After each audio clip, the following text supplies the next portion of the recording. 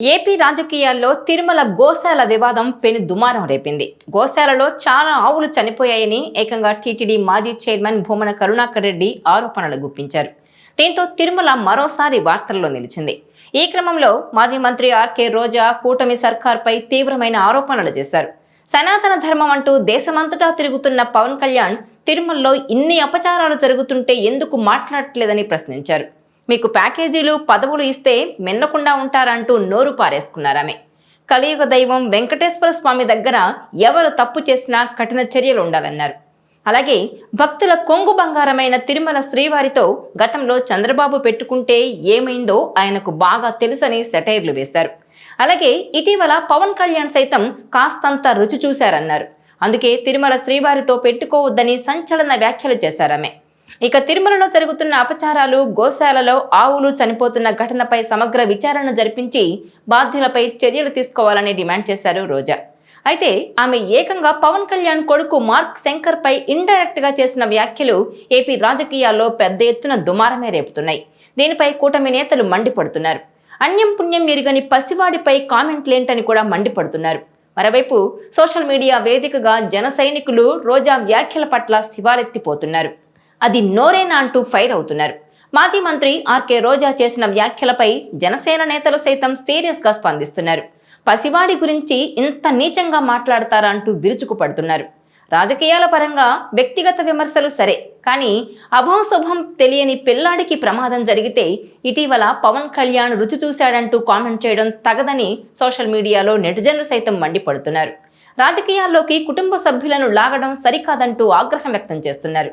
ఓ పసిబిడ్డకు జరిగిన ప్రమాదంపై తల్లిలా స్పందించాల్సింది పోయి మానవత్వం మరిచి ఇలా మాట్లాడతారా అంటూ మహిళలు కూడా విరుచుకుపడుతున్నారు. అయితే రోజా అంటే ఫైర్ బ్రాండ్ గా చెప్తారు. ఆమె గతంలోనూ ఎన్నోసార్లు వివాదాస్పద వ్యాఖ్యలు చేశారు. పవన్ కళ్యాణ్ ఫ్యాన్స్ ను రెచ్చగొట్టేలా ఆమె చేసిన చర్యలను ఎవ్వరూ మర్చిపోలేరు. అయితే కూటమి ప్రభుత్వం ఏర్పడ్డాక కాస్త సైలెంట్ అయిపోయిన ఆమె తిరుమల గోశాల అంశంలో మళ్లీ రెచ్చిపోయారు.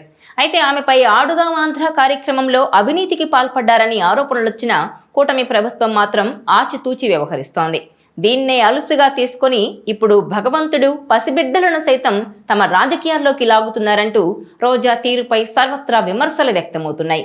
కలియుగ దైవం వెంకటేశ్వర స్వామితో పెట్టుకుంటే ఎలా ఉంటుందో ఆల్రెడీ చంద్రబాబుకు తెలుసని పవన్ కళ్యాణ్ కూడా ఈ మధ్యనే రుచి చూశారంటూ ఆమె మాట్లాడిన తీరు చూసిన సామాన్య జనం కూడా ఇంతలా దిగజారాల రోజమ్మ అంటూ ఫైర్ అవుతున్నారు.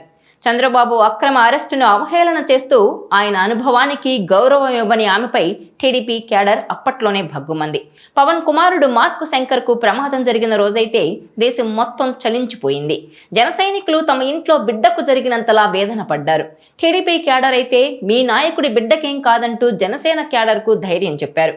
ప్రధాని మోదీ దగ్గర నుంచి సామాన్య పౌరుడి వరకు పార్టీలకు అతీతంగా ఆ బిడ్డ త్వరగా కోలుకోవాలని కోరుకున్నారు. చంద్రబాబు, రేవంత్ రెడ్డి, లోకేష్, జగన్, కేటీఆర్, గవర్నర్లు, కేంద్ర మంత్రులు, సినీ ప్రముఖులు, వివిధ పార్టీల నేతలు అందరూ కూడా జనసేనానికి ధైర్యం చెప్పి బాసటగా నిలిచారు. అలాంటిది రాజకీయాల్లో పసిపిల్లల ప్రస్తావన తేకూడదన్న కనీస ఆలోచన లేకుండా రోజా మాట్లాడిన తీరుపై తీవ్రమైన వ్యతిరేకత వ్యక్తమవుతోంది. ఇకనైనా రాజకీయ నాయకులు తమ విమర్శల్లో కుటుంబాల్లో ఆడబిడ్డలను, పిల్లలను లాగి ఆయా కుటుంబాలు మానసిక వేదన కలిగించే కుసంస్కారానికి దూరంగా ఉంటే బాగుంటుందని కోరుకుంటున్నారు సామాన్య ప్రజలు. ఈ వీడియో మీకు నచ్చినట్లయితే please share, like and subscribe R24 Telugu.